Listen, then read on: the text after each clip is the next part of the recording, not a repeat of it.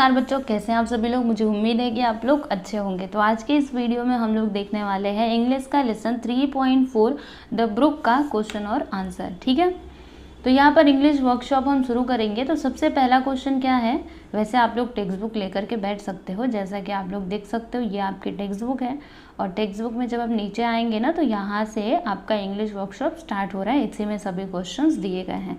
तो यहाँ पर जितने भी क्वेश्चन दिए गए हैं सभी के उत्तर आप लोग को मिलने वाले हैं। ठीक है ना, तो चलिए हम स्टार्ट करते हैं। फर्स्ट क्वेश्चन क्या है, read the poem aloud with proper pace and rhythm, only you have to read. देखो बच्चों, आपको क्या करना है, ये जो पोएम है ना द ब्रुक, इसे आपको रीड करना है प्रॉपर रिथम के साथ। अभी रिथम क्या होता है स्टूडेंट, मैं आप लोग को समझाती हूँ। जैसे हम लोग कैसे कोई कविता होती है हिंदी की, तो कैसे हम गाते हैं, है ना, गाते हैं, उसी प्रकार से इसे आपको जैसे एक धुन में, एक स्वर में आपको पढ़ना है इसे।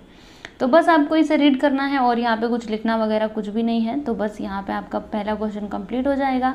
दूसरा क्वेश्चन है कि find the meaning of the following words और फ्रेजेस। देखिए बच्चों, यहाँ पे ये वर्ड्स दिए गए हैं, तो इनका मीनिंग आप लोग को बताना है। जैसे कि रिजेस, तो व्हाट इज द मतलब ये जो आपका रिजेस है, इसका मीनिंग क्या होगा। तो इसका आंसर देखिएगा, high edges along a mountain.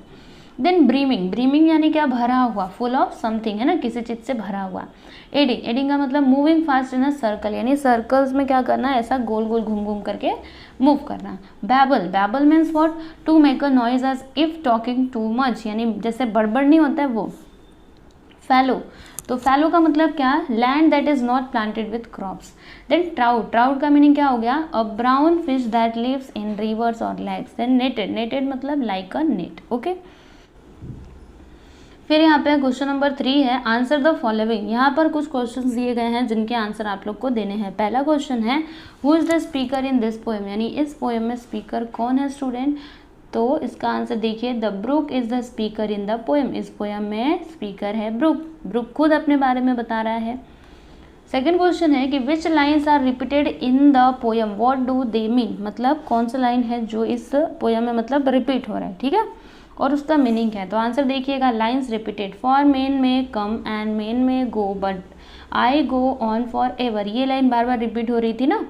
और इसका मीनिंग क्या हो जाएगा बच्चों, this line indicates that the river lives much longer than human beings, यानी ये जो लाइन है इससे हमको क्या समझ में आ रहा है कि जो नदी है वो ज़्यादा दिनों तक जीवित रहती है ना, वो हमेशा जीवित रहती है as compare to the human beings.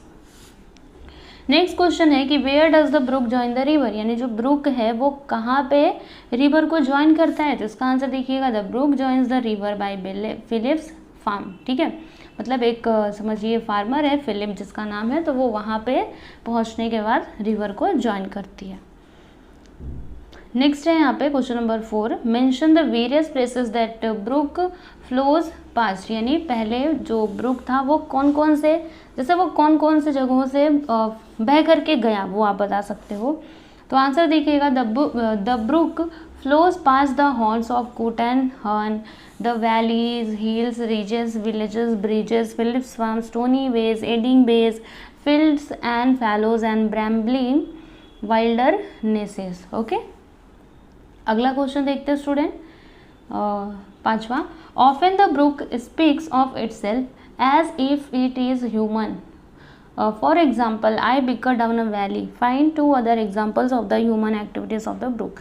देखिए बच्चों, ये जो ब्रुक है मतलब वो कभी कभी तो ऐसे बातें करता है अपने आप से, जैसे मतलब कभी कभी तो वो ऐसे बोलती है ये छोटी सी नदी कि जैसे वो कोई ह्यूमन बींग हो। जैसे कि यहाँ पे बोला ना, आई बिकर डाउन अ वैली। ठीक है, तो इसी तरीके के और भी आपको एग्जांपल्स बताने हैं जिसमें ऐसा लगे कि वो ह्यूमन बींग हो, ठीक है, उसकी तरह बिहेव करता हो। जैसे आई चैटर ओवर स्टोनी वेज, तो ऐसा कौन कर सकता है, कोई ह्यूमन बींग ही कर सकता है, राइट।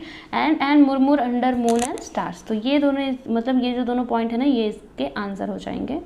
सो आप लोग लिख लीजिएगा।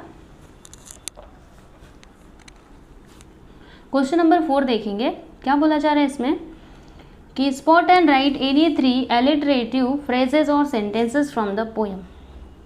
ओके, तो आपको एलिटरेटिव फ्रेजेस और सेंटेंसेस इसमें से फाइंड आउट करने हैं फ्रॉम द पोएम। तो इसका आंसर देखिएगा, पहला पॉइंट यहाँ पे by many a field and fallow, दूसरा point and here and there a foamy flake, तीसरा point above the golden gravel, चौथा point I slip, I slide, I gloom, I glance. Question number 5 है कि list the prepositions you find in this poem, यानी इस poem में जो भी preposition आपको मिलते हैं उन्हें आप लोग लिख लीजिए।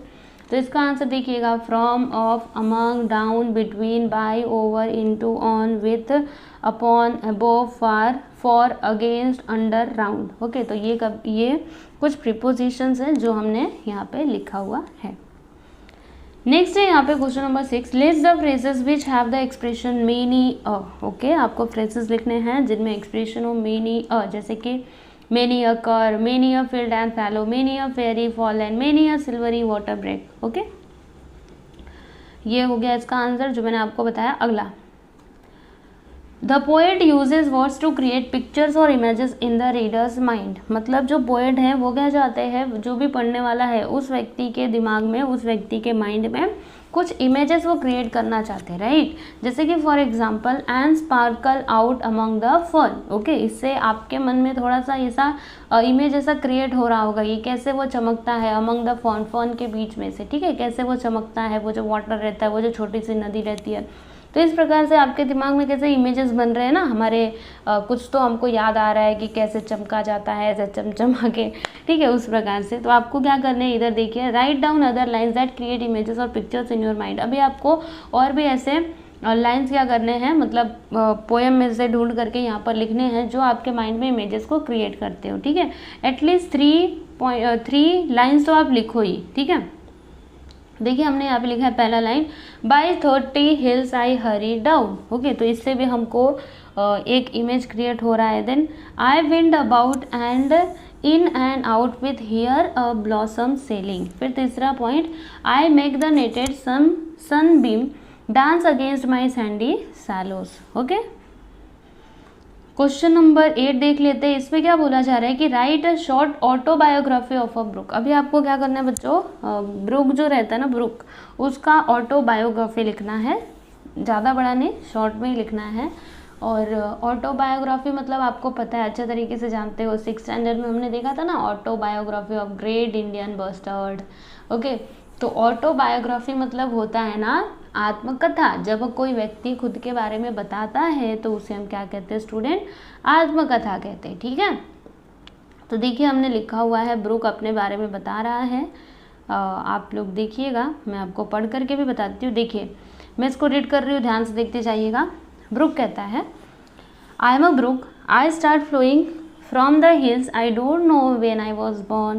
I feel as if I have been there always. I flow across hills and valleys and plains and ridges. I flow under bridges. I flow past farms.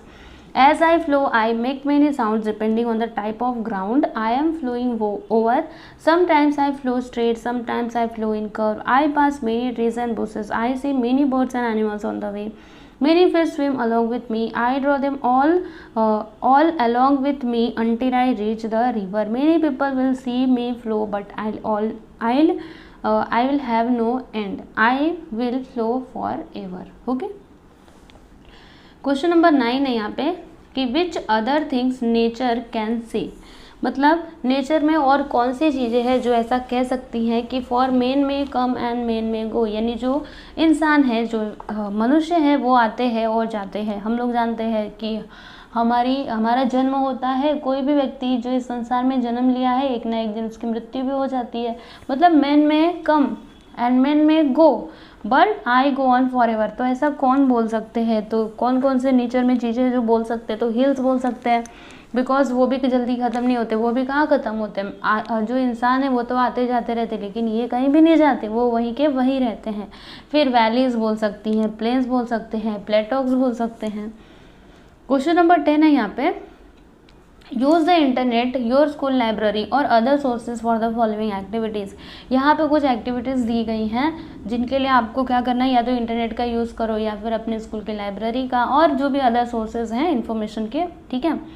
तो क्या करना है आपको, try to find other nature poems, यानी nature के ऊपर कोई और पोएम्स होंगे तो उनको फाइंड आउट करने की कोशिश करो फ्रॉम द इंटरनेट या फिर फ्रॉम योर स्कूल लाइब्रेरी और फिर अदर सोर्सेज से कहीं से भी। एंड ड्रॉ और collect landscapes that can be used as illustrations for this poem. Okay, तो आप ये भी कर सकते हो, डू इट योरसेल्फ, खुद से ही करना है ये दोनों, ठीक है। लैंडस्केप्स आप इकट्ठा करिए फॉर दिस पोएम, मतलब कैसे कैसे हो सकता है, क्या क्या हो सकता है। ओके, समझ में आया। तो क्या करना है इंटरनेट से, ये एक समझिए कि आपके लिए एक्टिविटीज़ हैं जो आपको खुद से करना है, ट्राई टू डू इट, ठीक है। आप खुद से करने की कोशिश करो। और फाइनली हमने ये लेसन का भी क्वेश्चन आंसर फिनिश्ड कर लिया है। आई होप कि आपको सभी क्वेश्चन के आंसर मिले होंगे। तो स्टूडेंट्स, अभी लास्ट में यही बोलना चाहूँगी कि अगर आपको ये PDF फाइल चाहिए तो आप लोग हमारे टेलीग्राम चैनल को ज्वाइन कर सकते हो। वैसे आप में से कई सारे बच्चे हैं जिन्होंने टेलीग्राम चैनल को ज्वाइन किया होगा, अच्छी बात है। जिन्होंने ज्वाइन किया होगा उनको पता होगा कि सारे PDFs उसी में अवेलेबल रहते हैं, राइट। और जिन्होंने नहीं किया है वो लोग कर सकते हैं। और भी जो आपके लेसन्स है स्टैंडर्ड 7 के, चाहे वो हिस्ट्री हो गया, ज्योग्राफी हो गया, या फिर कोई भी सब्जेक्ट, हिंदी, इंग्लिश, मराठी, कुछ भी, ठीक है, सभी के क्वेश्चन आंसर के वीडियोस मैंने अपलोड किए हुए हैं। तो आप लोग प्लेलिस्ट में जाके उन सारे वीडियोस को भी देख सकते हो, ठीक है। चलो स्टूडेंट्स, मिलते हैं नेक्स्ट वीडियो में। Thank you.